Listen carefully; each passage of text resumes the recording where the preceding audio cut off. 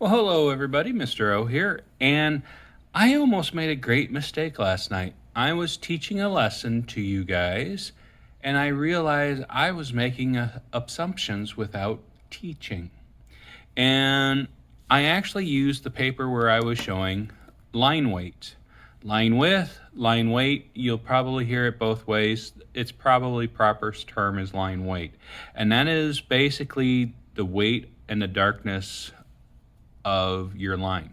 Now, before I almost said ink line because it doesn't have to be, whether it's ink, whatever you kind of put for an outline, it's going to be, whether it's painting, watercolor, there's line weight to it. And we mostly associate it with inking. And so what I'm going to do is, as you can see, I have a light picture of beginning of a drawing with a shoulder and stuff. And that's all I'm going to show you with line weight and explain it to you. When I was taught, quote unquote, line weight, I was just told it's the thickness of line. And then it goes on the outside and stuff like that. That was it. Nobody actually showed me, nobody actually explained to me the difference of just inking and then having line weight to the images, especially if you're into comic book and anime, just how it separates characters from the background when you have similar color things, and how the line weight actually separates that. Now, when I ink, most ink pens, we have, let's go through this actually. You can see that when my Micron pen, 005, 01, 051, and then this is a brush pen. And you can actually vary your lines with the brush pen, but you can get awfully thick with it too, as you can see. And one is very rich, dark, and thick, so you can assume it holds a lot of weight.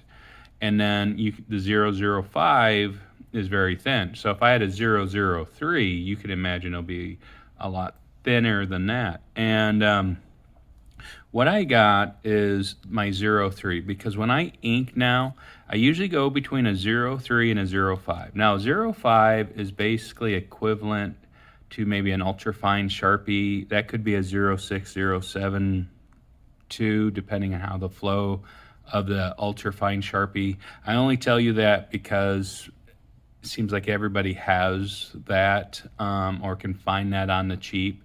Microns are pretty expensive. I do think as the pens go, they're the best on the market. I made a video about comparing and understanding the numbers on the pens and stuff. If you watch that video, you'll find that I'm not a big fan of the Micron brush pen because it always seems to split after a while. I like a lot of other brush pens instead. And then if you've also watched my videos, you'll notice I'll use a lot of different kinds of inking pens. But as I was saying, for me, I like to use the 03. A lot of people like to use 05. Some people, I've learned, like to just go with 8. And I think sometimes it's dictated to the size of paper you're actually inking and your images and stuff. So before I even worry about line weight, instead of just taking a dark, doing my thickest line on the outside, I find that I have better control if I just use a regular ink pen at first. Any details, you'll notice I didn't draw some of these wrinkles. I'm just creating them, and I'm going to do it with the ink pen. So you don't always have to draw everything, and you just got to be aware when you're inking, it's a little harder to get rid of the lines, but not impossible. Now, let's see here, do a little bit of that. And this is where it'd be nice if I had a story to tell you. It's early morning here, and I don't have a story. I hope that gives you kind of what I am going for. Simple outline, but watch what happens when I go to the one pen. And I want to, make my image stand out a little bit. And I'm just going to do the shirt at first, so we have something to compare.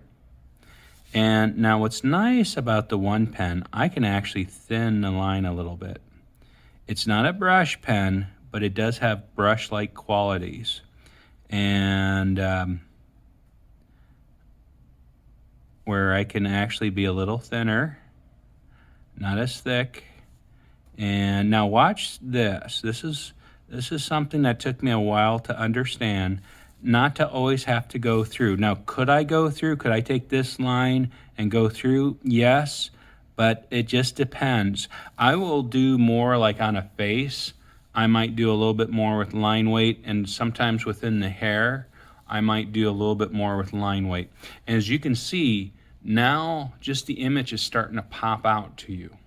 And from there is where you start changing pens. Like 005, this pen should not run out. This is not what you want to outline with. Think of this as your detail pen, the tiny little details.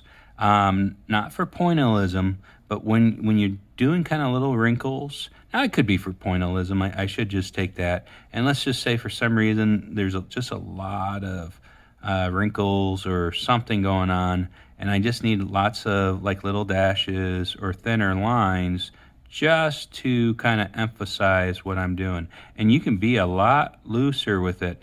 Now, if you're drawing metal and stuff, believe it or not, this pen really comes in handy and it allows you to get a lot of metal gleam. But as you can see, having just 3 different kinds of line weight makes a big difference to your image, and it pops it out.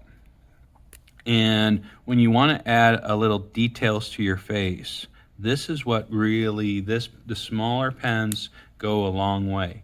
So if you're frustrated, like you're a terrible inker because all you're doing is everything is in a 0.5, just understand there's different sizes of pens, and there's a reason for that, and that's what we do as artists to help us. If you are somebody who can afford microns, they're well worth the investment. Even the brush pen, you might have better luck with them than I do. It's probably the way I use them. But guys, I hope this helped you to understand what line weight is, and I hope you guys can subscribe. You can like the video and ring that bell for notifications. Thank you so much. Oh, I cannot forget this. I cannot forget, even on a short video, you are amazing. And have a beautiful day. Bye-bye.